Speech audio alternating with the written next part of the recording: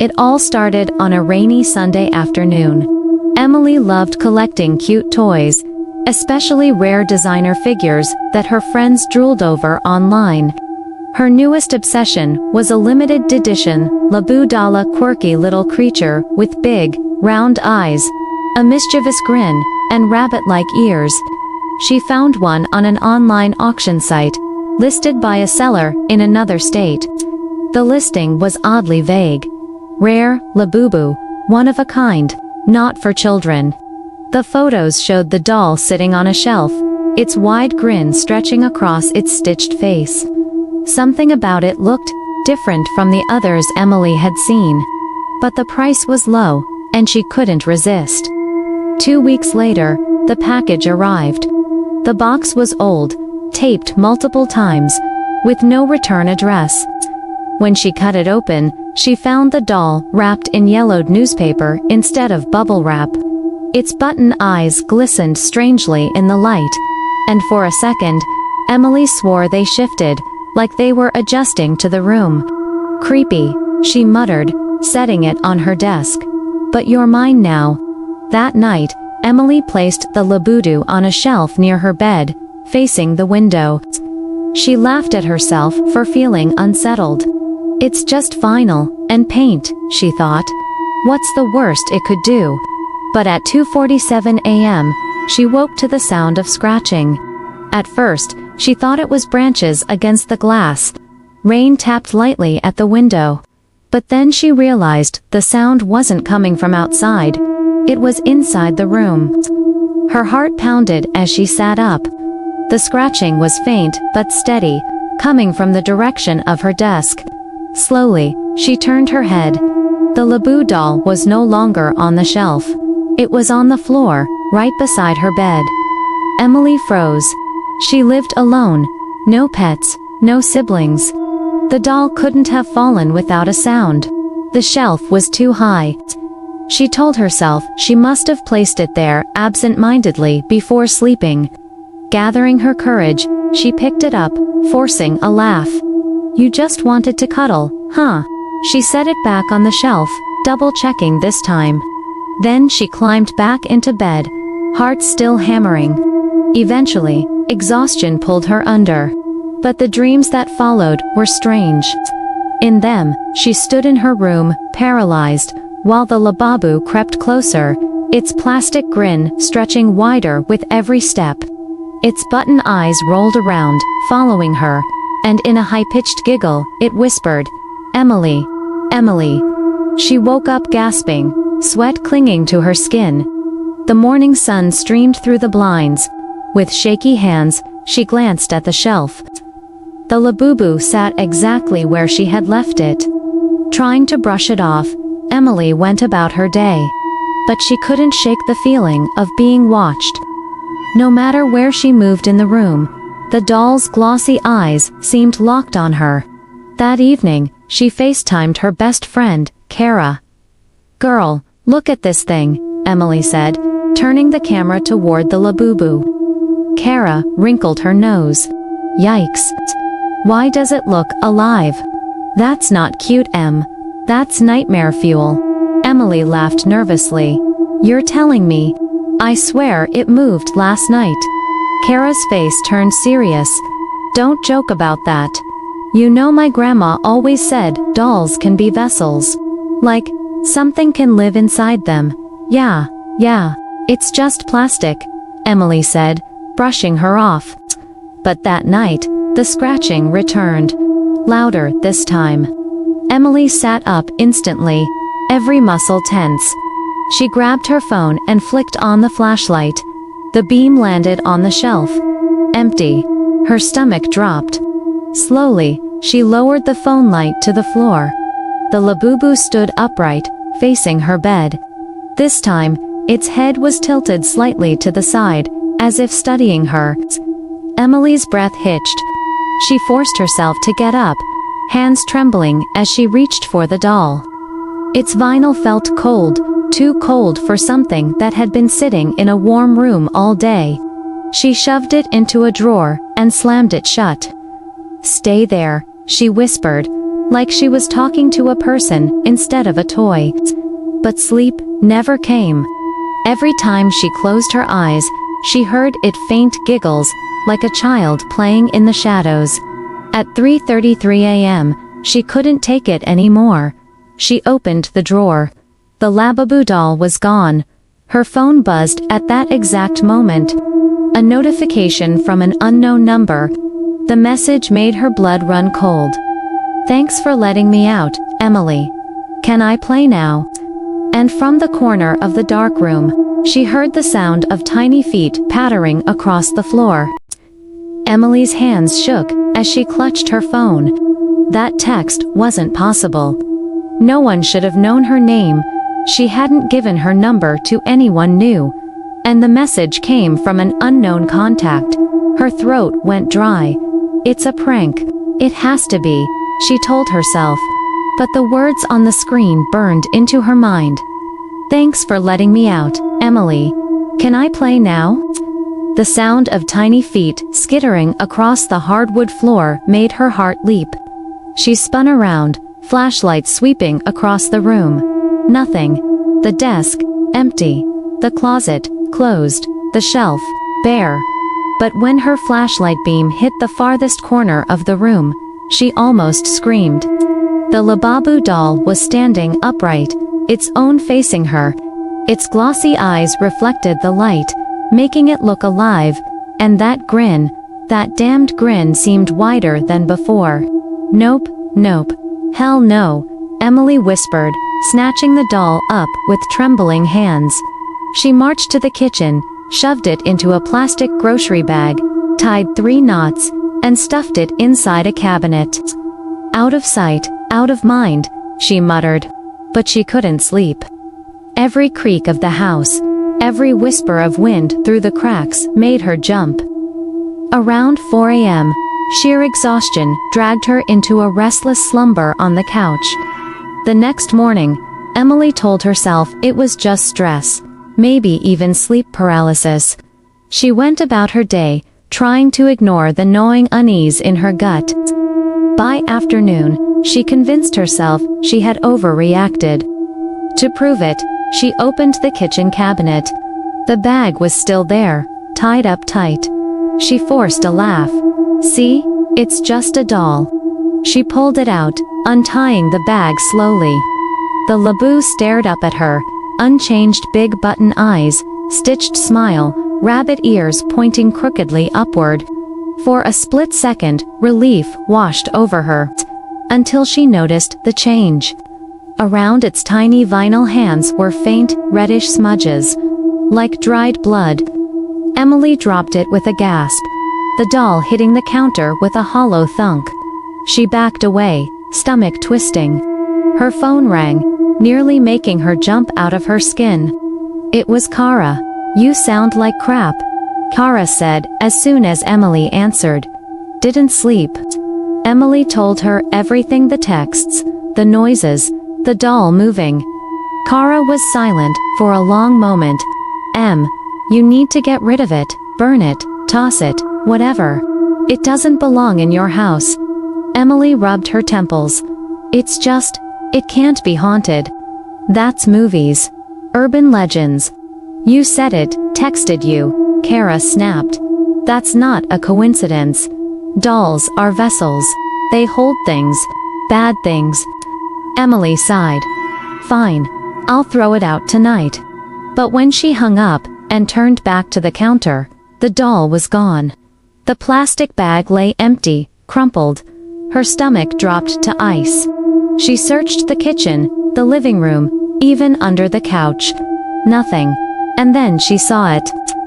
In the hallway leading to her bedroom, the Labu doll stood perfectly in the center of the floor, tilted head, staring straight at her. Emily's breath hitched. Her hand shook as she bent down, grabbed it by the ear, and shoved it into her backpack. She didn't care if she sounded crazy. She was driving it straight to the dumpster behind the grocery store. She didn't even bother locking the apartment as she bolted outside. By dusk, the doll was gone. Emily tossed it deep into the dumpster, slammed the lid, and muttered, "Good riddance." Relief washed over her as she drove home.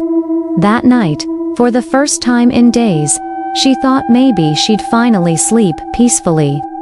Until 2:33 a.m. bzzzzz. Her phone lit up on the nightstand. One new text. Her heart pounded as she reached for it, dread crawling over her skin. The screen glowed with another message from that same unknown number. "Why did you leave me in the trash, Emily? That wasn't nice." Her mouth went dry. She dropped the phone onto the bed, hands trembling, and then tap, tap, tap. 3 knocks on her bedroom window. Slowly, with every ounce of courage she had left, she pulled back the curtain. Her blood ran cold. There, perched on the outside ledge of her second-story window, was the Labubu doll. Its wide grin pressed against the glass. Its tiny vinyl hand raised slowly, waving. And this time, Emily swore she saw its eyes blink. Emily stumbled backward from the window, her heart hammering so violently, she thought it might burst. The doll's face, pressed against the glass, was lit faintly by the moonlight. Its stitched grin glistened with condensation from its breath like it was alive. "No, no, this isn't real. This isn't happening," she whispered, clutching her chest. Her phone buzzed again. Hands trembling, she picked it up. Another message from the same unknown number. "Let me in, Emily. It's cold out here." Her stomach twisted. She couldn't look back at the window. She grabbed her comforter, threw it over her head like a child hiding from monsters, and curled into a ball. Sleep was impossible, but eventually, exhaustion forced her into a light doze. When she woke, the sunlight was streaming through her blinds. Cautiously, she peeked over the blanket. The ledge outside her window, empty. Her first thought, "It's over. It has to be over." But when she padded into the kitchen, she froze. The Labubu doll was sitting upright on the counter, facing her coffee maker like it had been waiting. Its grin was the same, but something about its eyes seemed sharper, hungrier. Emily gagged, bile rising in her throat. She snatched her keys, shoved the doll into a grocery bag, and raced to her car. This time, she wasn't just throwing it in a dumpster. She was driving to the old stone bridge on the edge of town, and tossing it into the river. The entire drive, she could swear she heard faint scratching coming from the bag on the passenger seat. She turned the radio up full blast, trying to drown it out. When she reached the bridge, she jumped out of the car, grabbed the bag, and hurled it over the edge without hesitation. The splash below echoed in the still air. Her chest heaved as she leaned over the railing, watching the ripples fade. "Stay there," she muttered. "Stay gone." For once, she almost believed it was over. That night, Emily actually slept. She woke the next morning, groggy but grateful until she checked her phone. One new photo message. Her blood ran cold as she opened it. The picture was grainy, taken in the dark. But it was clear enough. Her bedroom door, closed.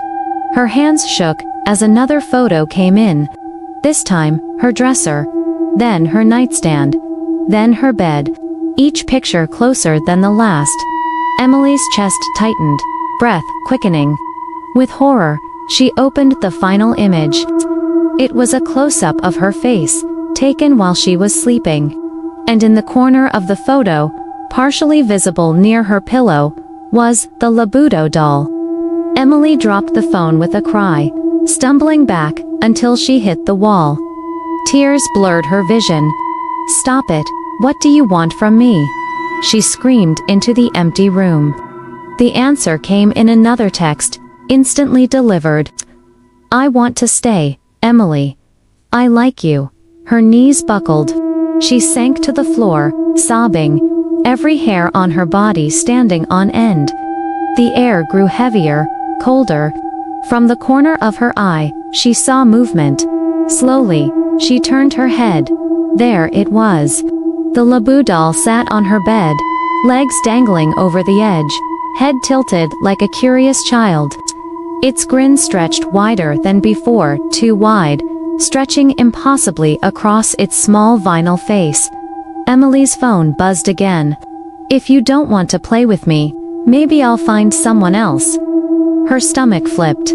"No," she whispered. The phone buzzed again. This time, it wasn't a text. It was a photo. Emily's blood froze as she looked at the screen. The photo was of Kara, her best friend, standing in her own kitchen, completely unaware someone or something was watching her. Emily dropped the phone like it had burned her. Her voice trembled.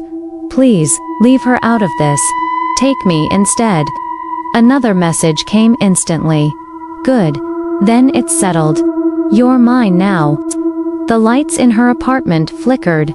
The temperature plummeted. And for the first time, Emily realized the doll wasn't just haunted, it was a vessel. A prison for something ancient and malicious. And now, it wanted her soul. Emily's phone slipped from her trembling hand, clattering to the floor. Her throat was dry. Her voice barely a whisper. "Mine now." The words pulsed in her mind like a poison. The Labu doll hadn't moved, yet the atmosphere in the room was suffocating, pressing in on her chest.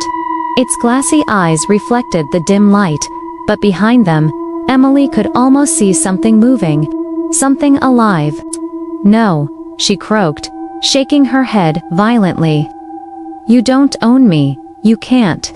The doll's stitched grin seemed to widen even more, stretching beyond what should be possible. And then its head tilted sharply, snapping to the side like a broken neck. Her phone buzzed again. Against her better judgment, she picked it up. One message. One sentence. "Let me in, Emily. Say it." Emily's pulse thundered. She understood now it couldn't fully claim her unless she gave it permission. Unless she spoke the words aloud. She backed toward the door, her breath ragged. "I'm not saying anything. You're not real. You're just plastic and stuffing." But even as she said it, her apartment lights flickered and buzzed violently. Shadows stretched across the walls, bending unnaturally. A sharp, high-pitched giggle echoed through the room, coming not from the doll's mouth, but from inside her head. Emily bolted. She grabbed her keys, ran barefoot out of the apartment, and drove until her hands cramped on the wheel. She didn't care where she ended up, she just needed distance. The night swallowed her, and soon she found herself on an old back road, miles from town. She pulled over near a clearing, panting, trying to steady her thoughts. The doll wasn't here. She had escaped. She was safe. But then she noticed her phone buzzing again. She hadn't even realized she brought it. With trembling fingers, she unlocked the screen. There was a live video call, from her own number. Her breath caught. Slowly, she accepted it. The screen lit up, showing the inside of her car, the back seat. And sitting there, illuminated faintly by the glow of the phone, was the Labubu doll. Its head tilted, its wide grin unblinking. Emily screamed, tossing the phone onto the passenger seat and fumbling for the door handle. She bolted into the clearing, sprinting through the tall grass and into the woods. Branches tore at her skin, her lungs burned, but she didn't stop until her legs nearly gave out. Finally, she collapsed against a tree, gasping. The woods were silent, too silent. She dared to look back. The doll was there, sitting upright on the forest floor, not 10 feet away. She hadn't carried it. It had followed. Her phone vibrated in her pocket again. She almost didn't want to look, but something compelled her. A new message. Last chance. Say the words, "Emily, let me in, or she dies." Attached was a photo. Kara, asleep in her bed, completely unaware. Emily's soul cracked. She couldn't let her best friend suffer because of her. Tears streamed down her face as she whispered, "Fine. I'll say it. I'll let you in." The second the words left her lips, the forest exploded with sound. The trees groaned, the ground trembled, and a cold wind whipped around her. The doll's eyes began to glow, to pinpricks of crimson light in the dark. Her phone screen flickered, the words burning across it in jagged letters. "Welcome home," Emily screamed as the doll's mouth tore open, impossibly wide. Black smoke poured out, wrapping around her, seeping into her nose, her mouth, her very soul. Her body convulsed, her vision blurred, and she felt something ancient and malevolent crawl into her mind. Then silence.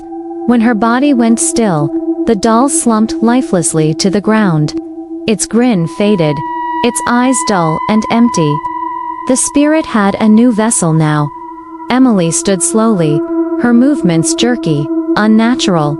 Her eyes glowed faint red in the moonlight. And when she smiled, her mouth stretched just a little too wide. She picked up the Labubu doll with tender care, cradling it against her chest.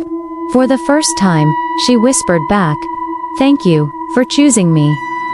Final scene. The next morning, Kara woke to a knock at her door. She opened it to find Emily standing there, smiling warmly, the Labubu doll clutched in her arms. "Hey," Emily said sweetly. "I thought I'd bring you a gift." And as Kara reached for the doll, she didn't notice Emily's eyes flash red. The curse was only just beginning.